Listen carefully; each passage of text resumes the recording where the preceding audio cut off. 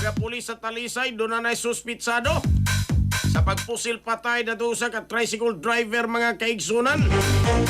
Italye sa report sa nato kini pinagi sa pagpamati ni katrupang Binji Talisay. Live report.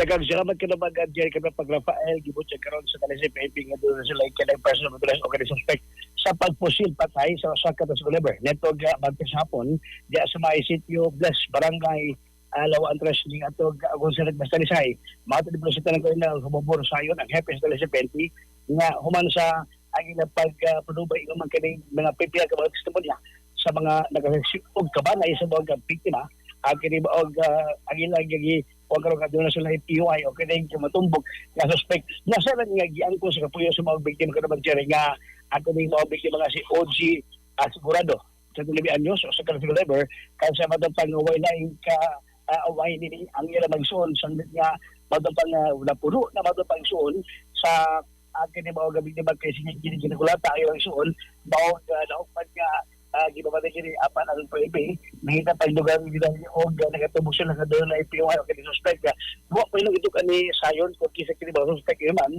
ang red tandem nga ni po patay sa mga biktima pan dahil pagpudubay mga insulang mga insula nga doon na yung pag ini nga kasubaran sa pagbatay sa maog kini biktima.